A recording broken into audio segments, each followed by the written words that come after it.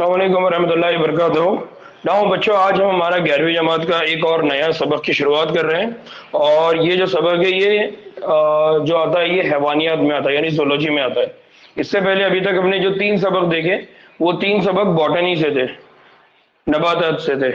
अब जो सबक हम पढ़ रहे हैं वो हैवानात से रिलेटेड है, जिसको बोला जाता है हैवानी किंगडम। तो जैसा हमने प्लांट किंगडम प्लांट ही देखा या नबातात का खानदान देखा, तो हमने कहा कि वहां पर कितने डिवीजन होते हैं? 5। कौन कौन से थे? Algae, bryophyte, pteridophyte, gymnosperm, angiosperm.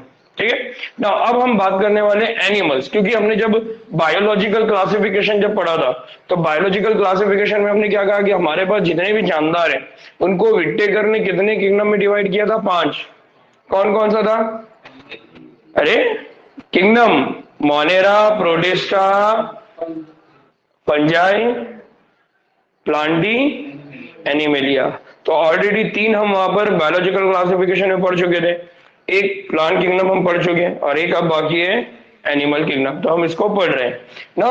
बुनियादी तौर पर अगर आपको याद होगा तो हमने क्या पढ़ा था कि जितने भी जानदार हैं उनको जब भी तकसीम किया जाता है, डिवाइड किया जाता है, दर्जाबंदी की जाती है, तो किस बुनियाद पे की जाती है?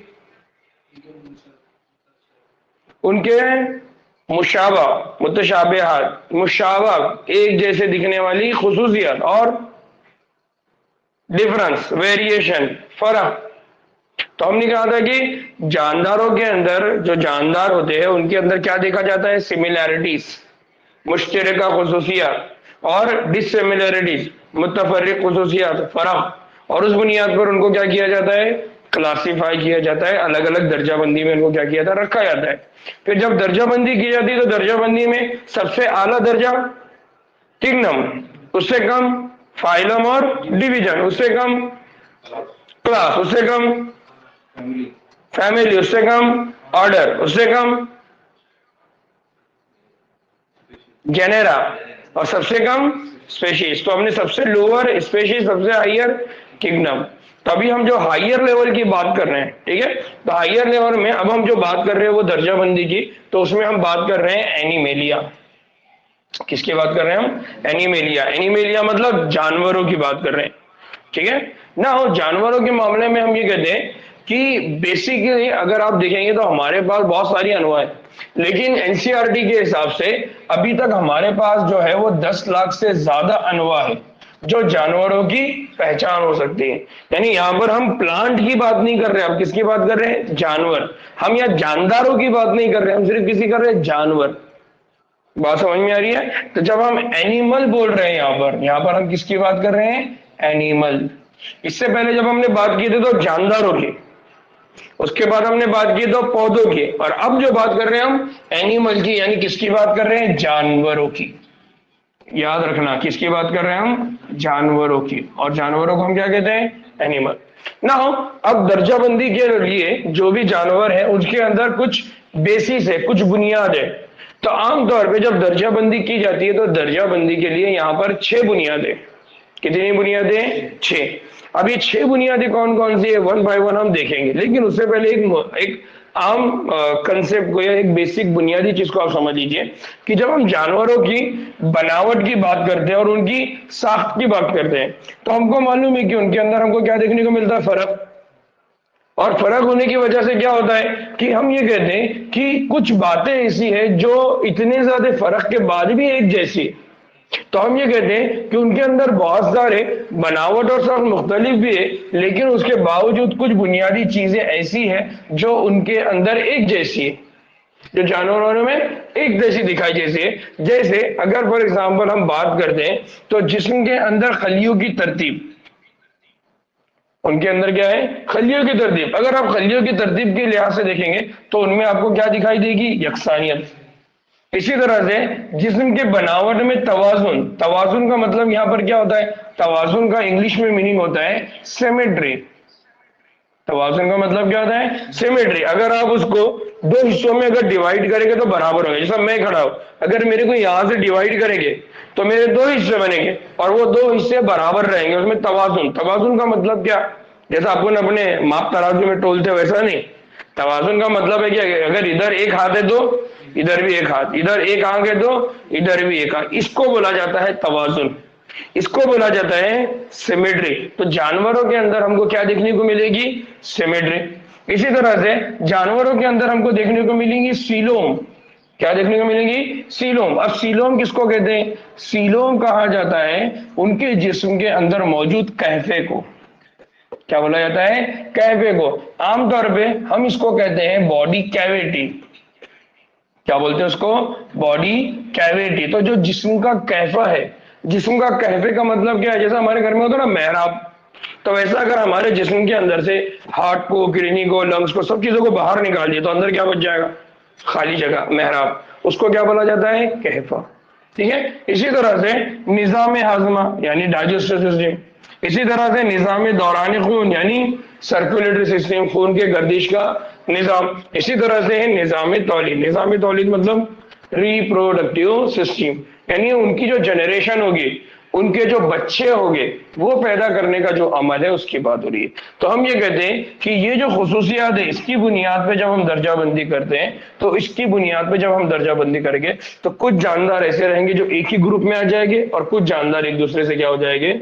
अलग हो जाएंगे। तो हमको इसको जब दर्जाबंदी करते हैं तो दर्जाबंदी में हमको कुछ ये खुसूसियात है जिसको क्या करना पड़ता है? जहन में रखना पड़ता है। अब यहाँ पर अगर आप देखेंगे तो ये जो डायग्राम मैंने ऐड किया है, ये डायग्राम सिर्फ इस बताने के लिए कि फॉर एग्जाम्पल अगर डाइजेस्टिव सिस्टम की बात करते हैं तो ये है खरगोश। खरगोश क्या खाता है? पत्ते। ये है फॉर एग्जाम्पल बिल्ली, ये खाती है चूहे वगैरह को, या खरगोश को खाती है। तो ये गोश्तखोर है और ये सब्जीखोर है। तो इसके जिस्म की बनावट यानी आंतों की बनावट और इसके आंतों की बनावट में क्या रहेगा? फर्क। इसी तरह से अगर यहाँ बात करते हैं तो ये है मकड़ी। मकड़ी के अंदर अमल तनफुस। इसी तरह से ये दूसरे स्पॉन्जीज हैं, इनके अंदर अमल तनफुस। इसी तरह से ये कीड़े हैं, इनके अंदर कैटरपिलर। कैटरपिलर मतलब जो तितली बनने वाली है, तितली का जो लार्वा होता है उसकी बात करें तो इसका अमल तनफुस करने का तरीका, इसका अमल तनफुस करने का तरीका, इसका अमल तनफुस करने का तरीका, तीनों भी अलग अलग है। इसी तरह से यहाँ पर अगर बात करते हैं तो इनके अंदर लंग्स अलग है, और फिशेस की बात करें तो इनके अंदर गिल्स है, लंग्स यानी इनके अंदर गिल्स है जिसके जरिए वो क्या करते हैं? अमल तनफुस अंजाम देते हैं। तो हम ये कह रहे हैं कि इनकी बनावट और साख मुख्तलिफ है, लेकिन कुछ चीजें ऐसी है जो एक जैसी है। तो इनके अंदर यकसानियत कहाँ कहाँ देखने को मिलती है? इनके अंदर खलियों की तरतीब में, जिस्म की बनावट के तवाजुन में, सीलोम यानी कहफे की खुसूसियात में, निज़ाम हाजमा में, निज़ाम दौरान खुद में, निज़ाम अमल तौलीद में हमको कुछ खुसूसियात एक जैसी देखने को मिलती है, जिसकी वजह से हमने उनको जब दर्जाबंदी किया तो एक फाइलम में रखा, एक सेम फाइलम में रखा, एक सेम ग्रुप में रखा। ठीक है। तो इनमें इख्तिलाफ है लेकिन कुछ सिमिलैरिटी है जिसकी वजह से उनको सेम ग्रुप में, एक ही ग्रुप में, एक ही दर्जे में क्या किया गया? रखा गया। याद रहेगा ना? ऑनलाइन वालों को किसी को डाउट है, बात समझ में आई? तो हम जब दर्जाबंदी करते हैं तो अलग अलग खुसूसियात उनके अंदर होती है, लेकिन कुछ खुसूसियात कैसी होती है? एक जैसी, जिसकी बुनियाद पे उनको एक ग्रुप में रखा जाता है ना। अब तरतीब की अगर हम बात कर रहे हैं, यानी हमने कहा कि इनके पास दर्जाबंदी होती है और दर्जाबंदी के लिए आमतौर पे 6 खुसूसियात को इस्तेमाल किया जाता है ना। मैं पहले 6 खुसूसियात कौन सी है जिनको इस्तेमाल किया जाता है वो बता रहा हूं, और उसके बाद 1 बाय 1 हम देखेंगे ना। सबसे पहली बात अगर की जाती है तो सबसे पहली बात की जाती है तरतीब, तरतीब के दर्जात। अभी तरतीब के दर्जात को इंग्लिश में क्या बोला जाता है? Level of organisation. हम आगे चल के पढ़ेंगे कि ये जो लेवल ऑफ ऑर्गेनाइजेशन है इसमें 4 टाइप है। दूसरा हम पढ़ेंगे तवाजुन। दूसरा क्या पढ़ेंगे? तवाजुन। इंग्लिश में उसको बोला जाता है सिमेट्री। तीसरा होता है, उसको बोला जाता है जर्म लेयर। क्या बोला जाता है उनको? Germ layer. हम यहाँ उर्दू में भी उसके लिए जो लफ्ज इस्तेमाल कर रहे हो जर्म लेयर है। ठीक है। 4th इसके बाद इस्तेमाल किया जाता है ट्रिप्लोब्लास्टिक, या सॉरी कंडीशन की जाती है जिसको बोला जाता है सीलोम। क्या बोला जाता है इसको? सीलोम, यानी जिस्मी कहफा। किसकी बात की जाती है? जिस्मी कहफा। 5वीं चीज होती है उसको बोला जाता है सेगमेंटेशन। क्या बोला जाता है? सेगमेंटेशन। सेगमेंटेशन का आमतौर पे हम जब बात करते हैं तो उसका मतलब होता है टुकड़े। तो इनके जिस्म में जो छोटे छोटे होते हैं वो टुकड़ों की शक्ल में होते हैं। और छठा होता है उसको बोला जाता है नोटोकॉर्ड। क्या बोला जाता है इसको? नोटोकॉर्ड। तो आमतौर पे जब एनिमल को या जानवरों को तकसीम किया जाता है तो 6 बुनियादी खसूसियात उनमें देखी जाती है। तो 6 में से पहली बुनियादी खसूसियत क्या है? तरतीब के दर्जा, या उसी को इंग्लिश में क्या लफ्ज इस्तेमाल किया जाता है? Level of organisation. नाउ सबसे पहले हम बात कर रहे हैं तरतीब के दर्जा। नाउ एनिमल या जानवरों की बात करें तो हमको मालूम है कि जितने भी जानवरों को हम आमतौर पे देखते हैं वो सारे के सारे जानवर कौन सी हालत में होते हैं? कसीर खलवी। लेकिन अगर ये कसीर खलवी का मतलब क्या है कि इनके अंदर है तो बहुत सारे खलिए मौजूद है। अब ये जो खलिए होते हैं ये खलिए एक दूसरे से अलग रहेंगे क्या? अगर आपको याद होगा तो हमने एक सबक इससे पहले पढ़ा था। कौन सा सबक पढ़ा था? हमने पढ़ा था एनिमल टिश्यू। तो एनिमल टिश्यू में हमने ये पढ़ा कि जो खलिए होते हैं वो खलिए हमेशा क्या बनाते हैं? ग्रुप। और वो जब ग्रुप बनाते हैं वो क्या बनाते हैं? बाफ्त। और बाफ्ते फिर ग्रुप बनाती है तो वो बनाती है उजू। और उजू ग्रुप बनाते हैं तो उजूवी निजाम, ये हमने पढ़ा हुआ है। तो इसका मतलब ये कि जब कसीर कलमी जानवर की हम बात करेंगे तो उनके अंदर हमको क्या देखने को मिलेगा? उनके अंदर हमको ये देखने को मिलेगा कि जितने खलिए हैं वो खलिए कोई ना कोई निजाम बना के रखेंगे। अब यहां पर आमतौर पे 4 निजाम होते हैं। कौन कौन से 4 निजाम होते हैं? तो सबसे पहला जो निजाम होता है उसको बोला जाता है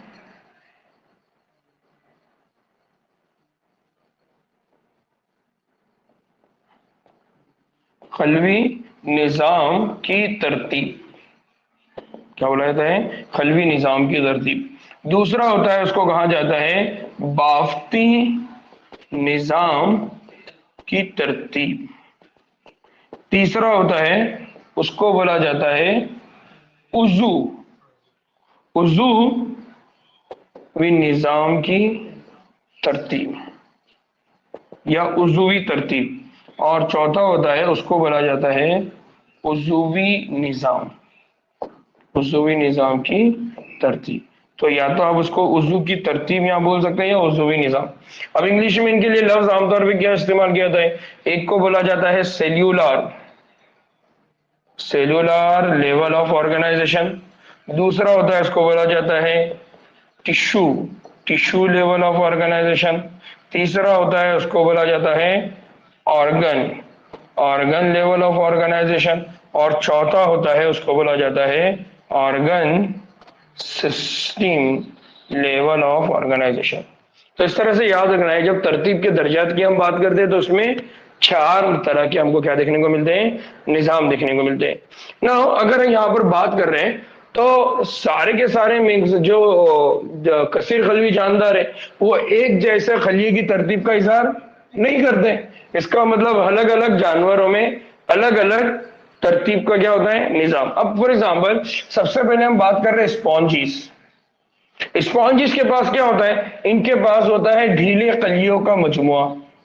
ढीले खलियों का मजमुआ का मतलब क्या होता है? उनके पास होता है खलवी निजाम की तरतीब। तो उसको बोला जाता है लूज एग्रीगेशन ऑफ सेल। क्या बोला जाता है? लूज एग्रीगेशन, यानी ढीले ढीले सेल एक दूसरे के साथ आके सिर्फ क्या हो गए? जुड़ गए, चिपक गए, लेकिन वो बहुत जमकर चिपके हैं क्या? ढीले ढाले। यानी इनमें जो तरतीब का दर्जा होता है वो सिर्फ कहां तक महदूद होता है? खलिए तक। यानी यहां पर एक एक खलिया रहेगा जो अपना क्या करेगा?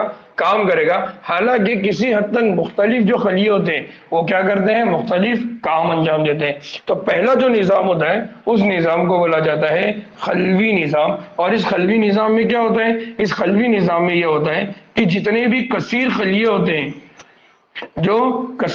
होते हैं वो ढीले मजमुआ बनाते हैं। क्या बनाते हैं? वो ढीला मजमुआ बनाते हैं। और इस ढीले मजमुए के लिए इंग्लिश में जो लफ्ज इस्तेमाल किया गया है वो है सेल्यूलर एग्रीगेशन। याद रहेगा। और इसकी बेस्ट एग्जांपल कौन है? इसकी बेस्ट एग्जांपल है स्पॉन्जीज। कौन है? स्पॉन्जीज। आगे चल के हम बोलेंगे इसी को बोला जाता है पॉरीफेरा। क्या बोला जाता है इनको? पॉरीफेरा, याद रहेगा पहली। नाउ दूसरी एग्जांपल है वो एग्जांपल है सीलेंट्रेटा की। किसके एग्जांपल है? सीलेंट्रेट। सीलेंट्रेट में हमको क्या देखने को मिलता है कि खलिए की तरतीब किसी हद तक यहाँ पर क्या हो जाती है? पेचीदा। पेचीदा होने के बाद क्या होता है कि इनमें एक जैसे काम करने वाले जितने भी खलिए है वो क्या बनाएंगे? एक ग्रुप। और जब वो एक ग्रुप बनाएंगे तो उसकी वजह से ये होता है कि वो क्या बना देते हैं? बाफ्ट। क्या बना देते हैं? बाफ्ट। तो इस तरह से क्या होती है कि अब जो लेवल यानी अब जो तरतीब का दर्जा आ गया वो कौन सा वाला आ गया? टिश्यू। इसलिए जो दूसरा दर्जा है हम उसको क्या बोल रहे हैं? बाफ्ती निजाम की तरतीब। और बाफ्ती निजाम की तरतीब में यानी टिश्यू लेवल ऑफ ऑर्गेनाइजेशन में क्या होता है? टिश्यू लेवल ऑफ ऑर्गेनाइजेशन में होता यह है कि एक या यकसा काम अंजाम देने वाले सारे खलिए एक जगह आके क्या हो जाते हैं? जुड़ जाते हैं। और इसकी बेस्ट एग्जांपल कौन है? इसकी बेस्ट एग्जांपल है सीलेंटेरेटा। कौन है इसकी बेस्ट एग्जांपल? सीलेंटेरेटा। ठीक है, सीलेंटेरेटा इसके एग्जांपल है। नाउ इसे जानवरों में तरतीब की जो बाफ्त की उस सतह को क्या बोला जाता है? Tissue level. ना अब इससे मजीद पेचीदा, इससे और बढ़कर क्या होने वाली? पेचीदगी आने वाली। अब इस पेचीदगी के अंदर क्या होता है? इससे ज्यादा पेचीदा तरतीब होती है तो उसकी जो सतह होती है उसमें होती है उज़वी सतह। कौन सी सतह होती है? उज़वी सतह। यानी कौन सी लेवल होती है? Organ level. और ऑर्गन लेवल की बेस्ट एग्जांपल वो है प्लैटीहेल्मिन्थेस। कौन है? प्लैटीहेल्मिन्थेस। अब आप बोल रहे होंगे कि सर ये स्पॉन्जी, सीलेंट्रेट, प्लैटीहेल्मिन है कौन? आप बार बार सिर्फ बोलते जा रहे, उसको हम थोड़ी देर में समझेंगे। सिर्फ असल जो चीज है उसमें हमको क्या समझना है? हमको ये समझना है कि जितने भी जानदार है उन जानदारों में क्या है? लेवल ऑफ ऑर्गेनाइजेशन, या उनके अंदर क्या है? तरतीब के दर्जात। कितने दर्जात हैं? 4। कौन कौन से हैं? खलवी निजाम की तरतीब, बाफ्ती निजाम की तरतीब, उज़वी निजाम या हम उसको बोले उज़वी सतह की तरतीब, और चौथा कौन सा है? उज़वी निजाम की तरतीब। ठीक है। और जो खलवी निजाम की तरतीब है उसमें सिर्फ क्या रहेंगे? खलिए आके जुड़ जाएंगे। बाफ्ती निजाम में क्या रहेगा? खलिए मिलकर बाफ्त बनाएंगे, यानी क्या बनाएंगे? टिश्यू बनाएंगे। तीसरे में क्या होगा? टिश्यू मिलकर या बाफ्त मिलकर क्या बनाएंगे? अज़ू या ऑर्गन। ठीक है, यहां तक बात समझ में आई? ऑनलाइन वालों को बात समझ में आ रही है? बॉडी प्लान भी होता है लेकिन एनसीईआरटी ने बॉडी प्लान को डिस्कस नहीं किया। जो अदर एक्स्ट्रा बुक्स है उन्होंने बॉडी निजाम को डिस्कस किया है, तो एनसीईआरटी ने यहाँ पर बॉडी प्लेन को एक्सप्लेन नहीं किया। ठीक है, हाँ, अगर हमको जरूरत पड़ेगी तो हम आगे चल के बॉडी प्लेन को भी डिस्कस करेंगे। ठीक ना। अब एक और चीज होती है कि चौथा निजाम होता है। क्या होता है कि कुछ जानवर ऐसे होते हैं जिनके अंदर क्या होता है, जिनमें मुख्तलिफ अज़ू आपस में क्या हो जाते हैं? मिल जाते हैं, और आपस में मिलकर फिर एक वो निजाम बनाते हैं। जैसे फॉर एग्जांपल हमारे पास है, अगर हम बात करते हैं तो डाइजेस्टिव सिस्टम। कौन सा सिस्टम है हमारे पास? Digestive system. डाइजेस्टिव सिस्टम का मतलब कौन है? निजाम हाजमा। अब निजाम हाजमा में क्या क्या होता है? निजाम हाजमा में अगर आपको याद होगा जब हमने मेंढक पढ़ा, ठीक है, इसलिए क्योंकि हमने इससे पहले इसको पढ़ा है, तो एक एग्जांपल हम ले रहे हैं कि एक अज़ू है वो है हमारा मुंह, दूसरा अज़ू है जिसको हम कहते हैं फेरिंग्स, तीसरा अज़ू है जिसको हम कहते हैं एसोफेगस, चौथा अज़ू है जिसको हम कहते हैं स्टमक यानी मैदा, पांचवा अज़ू है जिसको हम कहते हैं आंत इंटेस्टाइन, और छठा अज़ू है जिसको हम कहते हैं मुबर्रस यानी एनस। नाउ ये सब मिलकर एक क्या बनाएंगे? निजाम। ये है अज़ू, ये है अज़ू, ये है अज़ू, ये है अज़ू, ये अज़ू अज़ू। लेकिन ये सब अज़ू जब एक दूसरे के साथ मिल जाते हैं, जब ये एक दूसरे के साथ मुरत्तिब हो जाते हैं, जुड़ जाते हैं, तो फिर वो एक निजाम बनाते हैं। क्या बनाते हैं? एक निजाम बनाते हैं जो एक खास इल्मी, यानी यहां पर वो एक स्पेसिफिक क्या अंजाम देगा? फिजियोलॉजिकल काम को। किसको अंजाम देगा? वो फिजियोलॉजिकल एक्टिविटी को। फिजियोलॉजिकल एक्टिविटी का मतलब क्या होता है? इल्मुल फिजा। अब ये इल्मुल फिजा का मतलब क्या होता है? यहाँ पर बहुत बड़ा ट्रांसलेशन करें, अगर इसको कोई आम बच्चा पढ़ेगा तो बोलेगा कि भाई उर्दू में पढ़ो मत, छोड़ डालो।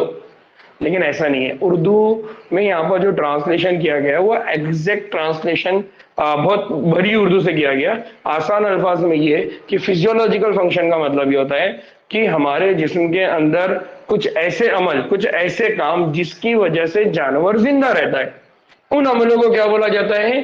फिजियोलॉजिकल फंक्शन, है ना। डाइजेस्टिव सिस्टम फिजियोलॉजिकल फंक्शन है, दौरान खून का निजाम फिजियोलॉजिकल फंक्शन है, फिर अमल इस्तेखराज एक्सक्रीटरी सिस्टम फिजियोलॉजिकल फंक्शन है। अगर ये फंक्शन नहीं होंगे तो जानवर क्या हो जाएगा?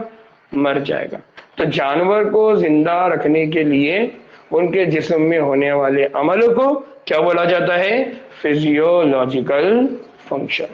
याद रखा है ना। अब एक और एग्जांपल है कि जो उज़ुवी निजाम है ये कौन से वाले फाइलम में हमको देखने को मिलती है। तो एक फाइलम है जिसको बोला जाता है फाइलम एनालिड्स, एक फाइलम में उसको बोला जाता है आर्थ्रोपोड्स, एक फाइलम में उसको बोला जाता है मोलस्का, एक फाइलम में उसको बोला जाता है इकाइनोडर्मेटा, एक फाइलम में उसको बोला जाता है कॉर्डेटा। अगर आपने तरतीब अभी देखे होंगे तो सबसे पहले हमने जो पढ़ा था एग्जाम्पल वो कौन था? स्पॉन्जिस। दूसरा एग्जाम्पल जब हमने पढ़ा था वो कौन था? सिलेंटेरेटा। तीसरा एग्जाम्पल जो इसी का है वो रह गया, वो होता है टिनोफोरा। चौथा एग्जाम्पल जो हमने बाद में पढ़ा वो कौन था? प्लेटी हेलमिंथेस। चौथा पांचवा एग्जाम्पल जो हमने पढ़ा जो इसमें नहीं एक से, वो है एश हेलमिंथेस। छठा एग्जाम्पल जो अभी हम यहां पढ़ रहे हैं वो है एनेलिडा। सातवां एग्जाम्पल जो पढ़ रहे हैं हम यहां पर वो कौन है? आर्थ्रोपोडा। आठवां एग्जाम्पल है वो कौन है? मोलस्का। नाइन्थ एग्जाम्पल कौन है? इकाइनोडर्मेटा। फिर 10वां एग्जाम्पल जो यहां पर मेंशन नहीं है वो है हेमिकॉर्डेटा। और 11वां जो एग्जाम्पल है वो है कॉर्डेटा। जैसे हमने प्लांट किंगडम प्लांटी में क्या पढ़ा? किंगडम प्लांटी में 5 डिवीजन पढ़े, algae, bryophyte, pteridophyte, gymnosperm, angiosperm. वैसे ही एनिमल किंगडम के अंदर टोटल 11 फाइलम होते हैं। कितने होते हैं? 11। कौन कौन सा होता है? स्पॉन्जिस। तो यहाँ स्पॉन्जिस नहीं बोलते हुए इसको बोला जाता है पॉरीफेरा। क्यों बोलते हैं मैं आगे बताऊंगा। तो कौन हो गया? पॉरीफेरा या स्पॉन्जिस। दूसरा कौन है? सिलेंटेरेटा। तीसरा कौन है? टिनोफोरा। चौथा कौन है? प्लेटी हेलमिंथेस। पांचवा कौन है? एस हेलमिंथेस। छठा कौन है? एनेलिड। सातवां कौन है? आर्थ्रोपोडा। देन आठवां कौन है? मोलस्का। नौवां कौन है? इकाइनोडर्मेटा। 10वां कौन है? हेमिकॉर्डेटा। और 11वां कौन है? कॉर्डेटा। ये 11 फाइलम के नाम आप लोगों ने याद रखना है। इन 11 फाइलम में से पहला वाला जो फाइलम है उसमें तरतीब की दर्जाबंदी कौन सी है? खलबी। इनमें से 2 जो है उनमें तरतीब की दर्जाबंदी कौन सी है? बाफ्ती। फिर उसके बाद जो प्लेटीहेल्मिन्स है इसके अंदर तरतीब की जो दर्जाबंदी है वो कौन सी है? ऑर्गन। और एश हेल्मिन से लेके कॉर्डेटा तक यहाँ पर जो दर्जाबंदी है वो कौन सी है? उज़ुवी निजाम। तो उसमें से यहाँ पर देखिए लिखा हुआ है एनेलिड्स। तो बुनियादी तौर पे जो 4 निजाम हम लोगों ने तरतीब की दर्जाबंदी पढ़ी है, कितने टाइप की होती है? 4। और वो चारों को इन 11 फाइलम के अंदर हमको देखने को मिलेगा। तो इसीलिए हमने पहले कहा कि इनके अंदर बनावट और साख्ते बहुत मुख्तलिफ है, लेकिन इनके अंदर कुछ बातें ऐसी है जिनकी वजह से इनको क्या किया गया? एक यकसा ग्रुप में क्या किया गया? रखा गया। नींद आ रही? समझ में आ रहा? ठीक। नाउ अब इन फाइला के जितने भी मेम्ब्रान है उनके अंदर हमको क्या देखने को मिलता है? उनके अंदर हमको ये देखने को मिलता है कि जो उज़ुवी निजाम है, कौन सा निजाम? उज़ुवी निजाम। उस निजाम के अंदर और बहुत ज्यादा पेचीदगियां देखने को मिलती है। क्या देखने को मिलती है उनके अंदर? और पेचीदगियां देखने को मिलती है ना। फॉर एग्जाम्पल अगर हम यहाँ पर एक निजाम की बात कर रहे हैं जिसको कहा जाता है निजाम अमले हाजमा, तो निजाम जो हाजमा होता है इसमें 2 तरह के टाइप होते हैं। निजाम हाजमा में 2 टाइप होते हैं। एक निजाम हाजमा वो होता है जिसको कहा जाता है मुकम्मल। क्या बोला जाता है? मुकम्मल। और दूसरा निजाम हाजमा होता है उसको बोला जाता है अधूरा। यहाँ पर एनसीईआरटी ने ट्रांसफर किया, लेकिन हम अच्छी उर्दू में बोलेंगे उसको, क्या बोलेंगे उसको? ना मुकम्मल। एक हो गया मुकम्मल और एक हो गया ना मुकम्मल। ना मुकम्मल का मतलब क्या है? मुकम्मल का मतलब है कंप्लीट डाइजेस्टिव सिस्टम। मुकम्मल निज़ामे हाजमा। अब मुकम्मल निज़ाम हाजमा बोलने का मतलब क्या होता है? मुकम्मल निज़ाम हाजमा का मतलब होता है जिसके जिसके दो सिरे हो गए। ऐसा निजाम जिसके क्या हो गए? दो सिरे हो गए। कौन से दो सिरे होंगे? एक सिरा होगा मुंह और एक सिरा होगा मुबर्रस। एक सिरा होगा माउथ और एक सिरा होगा एनस। बात क्लियर हुई? मुबरस मतलब एनस, आखिरी हिस्सा। इधर से खाए उधर से निकाले, तो जिधर से निकाले उसको क्या बोलते हैं? एनस या मुबरस। तो यहां पर क्या रहेगा? जो डाइजेस्टिव सिस्टम रहेगा उसको आप क्या बोलेंगे? मुकम्मल निज़ामे हाज़िमा। दूसरा नामुकम्मल। नामुकम्मल में क्या होता है? जिसमें जिसमें एक ही सिरा होगा या एक ही साइड होगी जो मुंह और मुबर्रस दोनों का काम करेगी। जो माउथ भी रहेगा और जो एनस भी रहेगा, उसी से खाएगा, उसी से बाहर जिस्म के वो क्या करेगा? एक्सक्रीट आउट करेगा, रिमूव करेगा। तब उसको क्या बोला जाता है? नामुकम्मल या क्या बोला जाता है? अधूरा। तो हम देखते हैं कि हमारे डाइजेस्टिव सिस्टम की अगर हम बात करते हैं तो हमारा डाइजेस्टिव सिस्टम कैसा है? कंप्लीट। खाते कहीं से है, निकालते कहीं से। वैसे ही अगर प्लेटी हेलमिन्स की बात करते हैं तो प्लेटी हेलमिन्स के अंदर क्या होता है? नामुकम्मल। तो नामुकम्मल की एक एग्जांपल आप लोगों ने अभी से याद रखना है, वो कौन सी है? प्लेटी हेलमिन्थेस। कौन है? प्लेटी हेलमिन्थेस। इनके पास जो होता है वो कौन सा निजाम होता है? नामुकम्मल। कौन सा वाला होता है? नामुकम्मल निजामे हाजमा। तो इसकी उर्दू को मत देखना, मेरी उर्दू को खामोशी से सुनना तो ज्यादा अच्छे से समझ में आएगा। एनसीईआरटी वाली उर्दू बड़ी लिखी हुई जितनी भी है वो बहुत मुश्किल वाली है। मैं नई पीपीटीज और बना रहा हूं जहां पर ये सारी आजू बाजू की चीजें उड़ा देने वाला हूं और सीधा सीधा सिर्फ लाइन रहेगा जैसा आमतौर पर हमारे पास पीपीटी रहती है। क्योंकि मेरा टारगेट ये था कि मैं पूरी उर्दू की किताब को पूरी वीडियो बना देता हूं। अल्हम्दुलिल्लाह मेरा टारगेट तकरीबन अब खत्म होने आ गया। तकरीबन चैप्टर से जिनकी अब वीडियो अच्छे से बन गई है। तो अब इंशाल्लाह इसके बाद जो हम लोग पढ़ेंगे तो ये ऐसा पढ़ाऊंगा मैं, लिखाते हुए। तो इससे इंशाल्लाह आप लोगों को और ज्यादा फायदा मिलेगा। लेकिन क्योंकि बहुत सारे बच्चों को किताब मिलती नहीं है इसलिए मेरे को ये इस तरह से पढ़ाना पड़ा है। ना अब यहां पर क्या हो गया? जो अधूरा निजाम होता है तो उसमें सिर्फ एक सुराख होगा, एक सिरा होगा ना। दूसरा एक और सिस्टम है, दूसरा एक एग्जाम्पल है। दूसरा एग्जाम्पल कौन है? वो है निजाम दौरान खून। कौन है? निजाम दौरान खून। ना अगर निजाम दौरान खून का या दौरान खून के निजाम की अगर हम बात करते हैं इसमें दो टाइप होते हैं। एक जो टाइप होता है उसको बोला जाता है आजाद किस्म। क्या बोला जाता है इसको?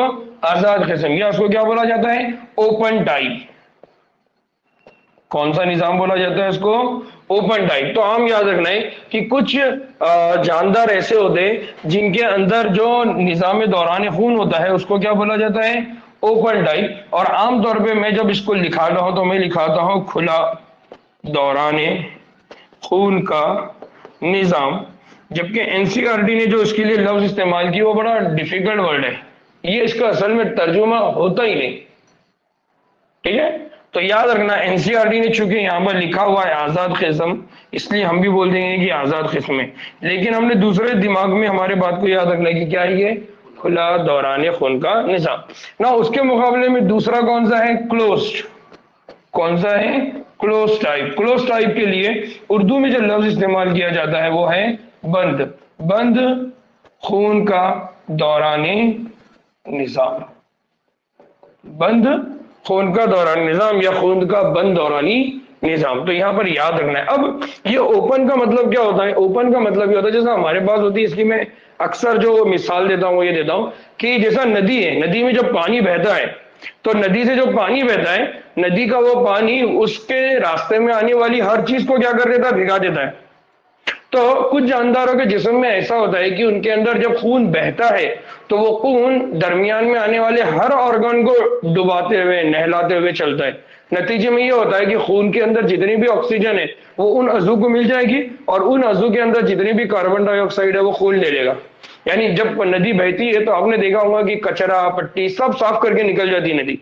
तो हमारे जिस्म में भी ऐसा ही होता है कि जब खून बहेगा, या सॉरी, कुछ जानवरों के जिस्म में ऐसा रहेगा कि जब खून बहेगा तो खून क्या करेगा, उनको ऑक्सीजन देगा, और बदले में उनके अंदर जो फाजिल मादे हैं, जो गैर जरूरी मादे हैं, जो वेस्ट मटेरियल है, उसको जमा करेगा और चला जाएगा। दूसरा एक निजाम होता है जो हम देखते हैं, वो है हमारे घरों के अंदर पानी की टंकी वाला निजाम।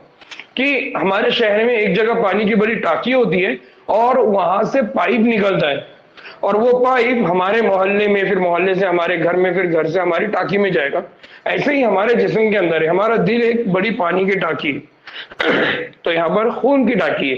तो खून जब दिल से निकलेगा तो फिर वो रग में आएगा, वो रग बड़ी रग रहेगी, फिर जैसे जैसे वो रग आगे बढ़ेंगे तो जिस्म के अलग अलग हिस्सों में क्या होते जाएंगी, तकसीम। तो वो छोटी छोटी रगों में डिवाइड होगी, और आखिर में वो रग हमारे एक एक कलियों तक पहुंच जाएगी। तो जब खून बह रहा है, पहली पहली एग्जाम्पल में या पहली मिसाल में जब खून बह रहा था तो वो ओपन था, खुला हुआ था। दूसरी एग्जाम्पल में जब खून बह रहा है तो बंद है, उसको क्या बोला जा रहा है, क्लोज टाइप। तो खून जो बहता है तो दो तरह से बहता है, एक बंद निजाम है, दूसरा खुला दौराने निजाम है। तो बंद की निजाम, अगर बंद की एग्जाम्पल की अगर हम बात करते हैं तो हम आगे चल के, या हमने इससे पहले भी बंद दौराने खून का निजाम कहां पर पढ़ा, बंद दौरान खून का निजाम, बंद दौरान खून का सबसे आसान एग्जाम्पल है वो है कॉकरोच। सबसे आसान एग्जाम्पल कौन है, कॉकरोच। और खुला दौरान खून का निजाम, मैं बार बार बंद बोल रहा हूं, खुला दौरान खून का निजाम यानी ओपन टाइप वाला एग्जाम्पल कौन है, कॉकरोच। और बंद वाला जो एग्जाम्पल है वो हमने जो अभी पढ़ा उसमें से एक एग्जाम्पल जो है हम पढ़ चुके, वो है मेंढक, यानी कौन है, फ्रॉग। इसी तरह से हम इंसान है, हमारे अंदर भी जो दौरान खून का निजाम है वो कौन सा वाला है, बंद टाइप। यानी जब हमारे दिल से खून निकलता है तो वो खून को लेकर जाने का काम रगे कर दिए, है ना, जिसको हम कहते हैं शरियान, वरीद, आर्टरीज, वेन, है ना। तो इस तरह से हमारे जिस्म के अंदर क्या होता है, दौरान खून का मामला होता है। सलमा, गाजिया, जवाद, यूसुफ, मौलाना, हसन, एहतशाम, किसी को कोई डाउट है बच्चों, ठीक है। तो बेसिक पहली याद रखना है कि जो पहली है वो कौन, पहली जो है वो कौन, पहला जो प्रॉपर्टी वो क्या है, लेवल ऑफ ऑर्गेनाइजेशन, या जिसको हम क्या कह रहे हैं, तरतीब के दर्जा। तो तरतीब के दर्जात में जो चौथा दर्जा है, कौन सा वाला चौथा दर्जा, उज़ूवी निज़ाम का दर्जा, या उज़ूवी निज़ाम की सतह, उसके अंदर हमको और ज्यादा पेचीदगियां क्या आती है, देखने को मिलती है। उसमें दो एग्जाम्पल हमने देखा, एक एग्जाम्पल, एक मिसाल हमने देखा निज़ाम हाज़मा, और दूसरी मिसाल देखा दौराने खून। निज़ाम हाज़मा में नामुकम्मल और मुकम्मल, और दौराने खून में बंद और खुला हुआ, याद रहेगा, ठीक। अरे भैया अभी तक किसी का रिप्लाई आया नहीं। सलमा, गाजिया, मेरी आवाज तो आ रही है, यूसुफ, मौलाना, आफिया, उधर आ रहा है क्या एग्जाम, देखो जरा उधर कुछ रिप्लाई आ रहा है क्या, 2 3 4 1 2 कुछ दिख रहा है क्या ऊपर, कितने, मेरे को इधर इधर वाले उस पर नहीं मिल रहा है। ओके, ठीक ठीक ठीक, चलो दूसरे मोबाइल पे असल में शो नहीं हो रहा है, ठीक है, चलिए आ रहा है, आपकी तरफ से रिप्लाई आ रहा है ना। अब उसके बाद दूसरा होता है जिसको हमने जब पहले पढ़ा तो उसके लिए लफ्ज इस्तेमाल उन्होंने किया था तवाजुन। क्या लफ्ज इस्तेमाल किया था, तवाजुन। अब दूसरा जो लफ्ज इस्तेमाल कर रहे हो क्या है, तनासुब। तो इंग्लिश में उसके लिए क्या लफ्ज इस्तेमाल होता है, सिमेट्री। नाउ तनासुब या दूसरे वर्ड में हम कह रहे हैं तवाजुन की बुनियाद पर भी जानवरों को तकसीम किया गया है। अब एक जो होता है, फॉर एग्जांपल स्पॉन्जिस, मैंने कहा ना हमने 11 फाइलम देखना है, तो 11 फाइलम में से पहला फाइलम स्पॉन्जी है, या उसको दूसरे अल्फाज में क्या बोला जाता है, फेरा, क्या बोला जाता है? पॉलीफेरा। अब ये जो फाइलम है, ये जो खानदान है, इस खानदान में जितने भी मेंबर है, अगर आप उनको लेंगे और उनके ऊपर से लाइन बनाएंगे, है ना, ये बोर्ड है, अब ये बोर्ड के बीच में अगर लाइन बनाया मैंने तो ये दो हिस्सों में डिवाइड हो जाएगा, या अगर ऐसी लाइन मारा तो दो हिस्सों में डिवाइड हो जाएगा। लेकिन ये जो स्पॉन्जीज होते हैं, इन स्पॉन्जीज के ऊपर अगर आप लाइन ड्रॉ करेंगे, एक लाइन मारेंगे या चाकू छुरी लेंगे, उसको ऐसा काटेंगे, तो वहां पर क्या बनेंगे? गैर तनासुब या गैर तवाजुनी हिस्से बनेंगे, जिसको क्या बोला जाता है? असिमेट्रिकल। क्या बनेंगे वहां? Asymmetrical structure. असिमेट्रिकल का मतलब क्या होता है? गैर तनासुब, गैर बराबर। कौन से हिस्से बनेंगे वहां पर? दो गैर बराबर हिस्से। कौन से हिस्से बनेंगे? दो गैर बराबर हिस्से बनेंगे। यानी अगर हमने मरकजी हिस्से से गुजरने वाली कोई लाइन अगर आता है तो वो क्या करेगा? उनको दो बराबर हिस्सों में तकसीम नहीं करता है। उस कंडीशन में उनको क्या बोला जाता है? असिमेट्रिकल। इसका मतलब ये है कि अगर हम बात करते हैं सिमेट्री की, यानी तवाजुन की या तनासुब की, जो जानवरों का जिस्म के अंदर होता है, उस तनासुब के अंदर हमको समझना होता है कि कुछ जानवर ऐसे होते हैं जिनके अंदर तनासुब नहीं होता, इसलिए हम उनको क्या कह रहे हैं? गैर बराबर। या हम उनको कह रहे हैं गैर तनासुब, या हम क्या कह रहे हैं? उनके अंदर क्या होता है? गैर तवाजुन। बात क्लियर हुई ना? इसी तरह से इसके बरक्स अगर हमने क्या किया, एक लाइन लिया और उस लाइन को जिस्म के सेंट्रल एक्सिस यानी बीच में से जैसे ही हमने उसको गुजारा, तो वो क्या करता है? उन्हें दो यकसा हिस्सों में या यकसा टुकड़ों में क्या कर देता है? तकसीम। तब उसको हम क्या कहते हैं? उसको हम कहते हैं सिमेट्री। क्या कहते हैं हम उसको? सिमेट्री। तो इसका मतलब यह है कि सिमेट्री जो होता है, सिमेट्री का मतलब क्या होता है? यहां पर क्या बनते हैं? दो बराबर हिस्से। क्या बनते हैं इनके अंदर? दो बराबर हिस्से। और अगर आपने क्या किया, कोई भी लाइन खींचा, कोई भी लाइन जो कहां से जा रही है? जिस्म के सेंट्रल एक्सिस से, तब वो क्या बनाती है? Radial symmetry. जैसा फॉर एग्जांपल यहां पर है रेडियल सिमेट्री। आपने क्या किया, इसको यहां से कट करा, तो एक दो और ये दिख रहा है कि ये भी एक लिंब है, ठीक है। ऐसा काटा तो भी, ऐसा काटा तो भी, तीनों भी कंडीशन में उसमें क्या बनने वाले हैं? बराबर के हिस्से। जैसा यहां पर है, अगर ये राउंड है, अगर आपने इसको ऐसा काटा तो दो हिस्से, अगर ऐसा भी काटा तो दो हिस्से, अगर ऐसा भी काटा तो दो हिस्से, अगर ऐसा भी काटा तो। फिर यहां पर ये तारे को देखो, अगर आपने इसको ऐसा काटा तो दो हिस्से, ऐसा काटा तब भी दो हिस्से, ऐसा काटा तब भी, तब हम उसको क्या कह रहे हैं? Radial symmetry. क्या करें हम उसको? Radial symmetry. और इसी के लिए दूसरा लफ्ज इस्तेमाल किया, स्फेरिकल। स्फेरिकल मतलब गोल। तो रेडियल भी गोल होता है, जैसा सूरज की किरणें होती है, तो सूरज की किरणों के लिए लफ्ज इस्तेमाल किया जाता है रेडिएशन। रेडिएशन मतलब अलग अलग डायरेक्शन में जाने वाली सूरज की शुआएं। तो उसी की बुनियाद पे यहां पर है कि आप उसको किसी भी डायरेक्शन में काटो, वो कितने हिस्से बनाएगा? दो बराबर हिस्से। तब उसके लिए क्या बोला जाता है? Radial symmetry. अगर आपको ये पूछा जाए कि what is mean by radial symmetry, आपको पूछा जाए कि रेडियल तनासुब क्या होता है, तो आप बोलेंगे कि कोई भी लाइन, पहला लफ्ज क्या रहेगा? कोई भी लाइन जो दरमियान से या सेंट्रल एक्सिस से गुजरेगी, वो उसको कितने हिस्सों में डिवाइड कर देगी? दो बराबर। याद रहेगा? दो बराबर हिस्सों में क्या कर देगी? तकसीम कर देंगी। तब हम उसको क्या बोलेंगे? रेडियल ना। अब इसके बरखिलाफ, अच्छा, इसकी एग्जाम्पल कौन कौन है? तो इसकी एग्जाम्पल है सिलेंट्रेटा फाइलम, दूसरा टीनोफोरा फाइलम, और तीसरा एग्जाम्पल है इकाइनोडर्मेटा फाइलम।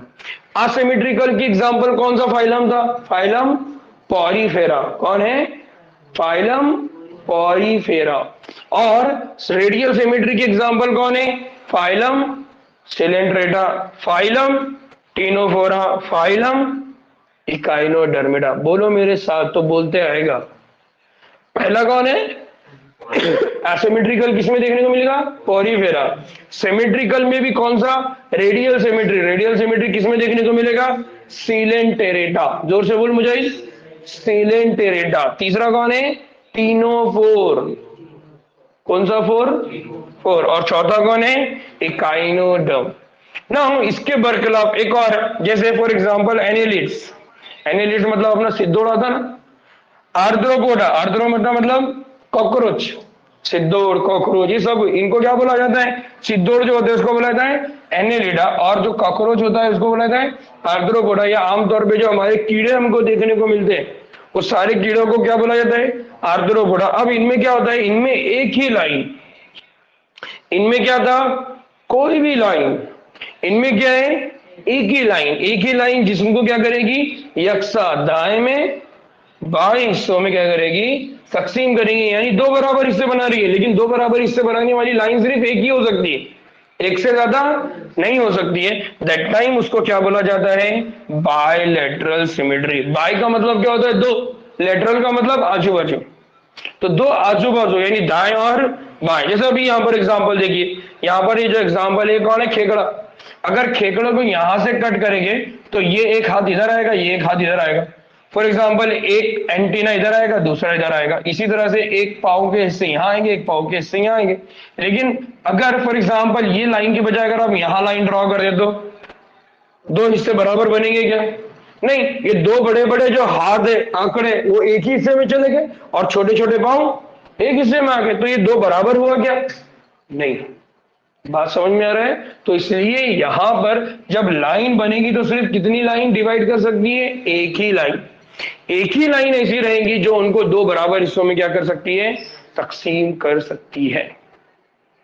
बात समझ में आया? तो इसलिए यहां पर हम ये कहते हैं कि जो सिमेट्री होती है वो सिमेट्री में हमको कितने टाइप देखने को मिलते हैं? दो। एक होता है असिमेट्रिकल और होता है सिमेट्रिकल। फिर सिमेट्रिकल में भी कितने टाइप है? दो, रेडियल, बायलैटरल। तो ये है रेडियल की एग्जांपल और ये है बायलैटरल सिमेट्री की एग्जांपल्स। बात क्लियर हुई? हुई नहीं हुई? पक्का? मेरे तो ऐसा लग रहा नहीं कुछ हुई होगी। ठीक है, इसको पढ़िए अच्छे से एक बार, इंशाल्लाह बात और समझ में आएगी। ठीक है, तो इसको थोड़ा सा इसका प्रॉब्लम ये है कि इसमें टर्म एक जैसे दिखते हैं। ऐसा लगता है कि यार अभी तो वो बात यहीं पढ़ रहे थे, तो इसमें सिर्फ माइनर फर्क क्या है? असिमेट्री यानी गैर मुनासिब, गैर तनासुब, गैर तवाजुन, अलग अलग, ना बराबर। सिमेट्री बराबर, तनासुब, तवाजुन। लेकिन सिमेट्री में भी दो, रेडियल यानी कोई भी लाइन बारो कितने हिस्से बनेंगे? दो बराबर। बायलैटरल में सिर्फ एक ही लाइन की वजह से क्या बन सकते हैं? दो बराबर हिस्से। इसको याद रखेंगे तो आसान अल्फाज में इसको इस तरह से याद रखना है। याद है ना? और रेडियल के एग्जाम्पल कौन कौन है? सिलेंट्रेटा, टिनोबोरा, इकाइनोडर्मेडा। बाकी की जितनी भी एग्जाम्पल है सारी की सारी बायलैटरल है, सिर्फ एक को छोड़ के। वो कौन है? स्पॉन्जीज, दैट इज पॉरीफेरा। नाउ अब ये उससे भी थोड़ा मुश्किल कंसेप्ट है। ठीक है, अब हम और एक सीढ़ी ऊपर चढ़ रहे हैं। तो पहले दो सीढ़ियों में आप गिर गए होंगे तो वापस से खड़े हो जाओ।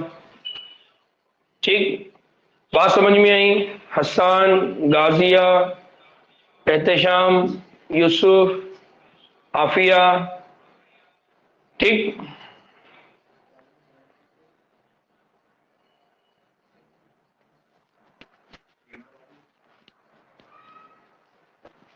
रेडियल सिमेट्री में क्या होता है गाजिया बेटा?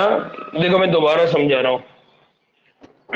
रेडियल का मतलब क्या होता है? देखो पहली बात तो समझ लो कि रेडियल का मतलब क्या है।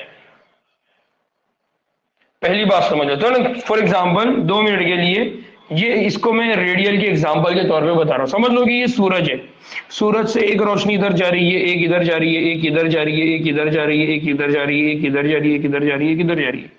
इस कंडीशन को बोला जाता है रेडियल। रेडियल का मतलब क्या होता है? रेडियल का मतलब होता है गोल। रेडियल का मतलब क्या होता है? गोल। अब फॉर एग्जाम्पल ये आपके पास कोई एनिमल है। अब इस एनिमल को आपने क्या करना है? इस एनिमल को आपने दो हिस्सों में तकसीम करना है। तो आप ये एक लाइन इस तरह से बनाएंगे तो दो हिस्से बन जाएंगे, या फिर आप इस तरह की भी लाइन बनाएंगे तो दो हिस्से बन जाएंगे, या फिर अगर आप इस तरह की भी लाइन बनाएंगे तो एक हिस्सा ये बन गया, एक हिस्सा ये बन गया, या फिर आप इस तरह की भी लाइन बनाएंगे तो एक हिस्सा ये, एक हिस्सा ये। नाउ फॉर एग्जाम्पल, अब और अगर आपको ये बात नहीं समझ में आई तो मैं थोड़ा इसको और आसान कर दूं। फॉर एग्जाम्पल ये एक दायरा है, ये दूसरा दायरा है, ये तीसरा दायरा है, ये चौथा दायरा है। समझाने के लिए बोल रहा हूं। अगर आपने इसमें यहां से एक लाइन बनाया तो दो बराबर हिस्से, यहां से लाइन बनाया दो बराबर हिस्से, यहां से बनाया दो बराबर हिस्से, यहां से लाइन बनाया दो बराबर हिस्से, तो कोई भी लाइन आप बनाओ तो उसकी वजह से क्या बनने वाले, दो बराबर हिस्से। अब ये सारे लाइंस को एक जगह कर दो तो आपको ऐसी साफ दिखेगी, और ये ऐसी साफ जो है वो इस तरह से दिखेगी। इसलिए इसका नाम क्या रख दिया, रेडियल, या इसका नाम क्या रख दिया, गोल। यानी जो किरणें हैं, जो लाइन है, वो हर डायरेक्शन में जा सकती है। तो उस कंडीशन में इसको क्या बोला जाता है, रेडियल सिमेट्री। गाजिया बात समझी क्या बच्ची?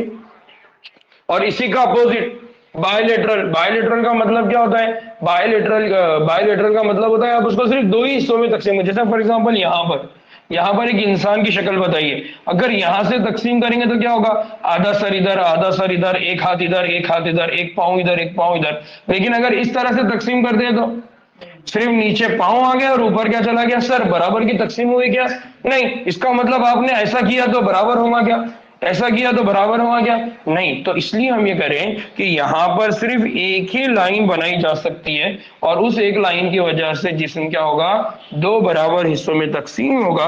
और अगर ऐसा होता है तो इसका मतलब ये है कि ये जो जानवर है ये सिर्फ कौन सी वाली सिमेट्री दिखाता है, बायलेटरल। क्लियर? ठीक। एहतेशाम जी, हम आगे चल के पढ़ेंगे। एहतेशाम बेटा ये कि जो पॉरीफेरा होता है और टीनोफोरा होता है उनके पास डाइजेस्टिव सिस्टम नहीं होता। क्यों नहीं होता?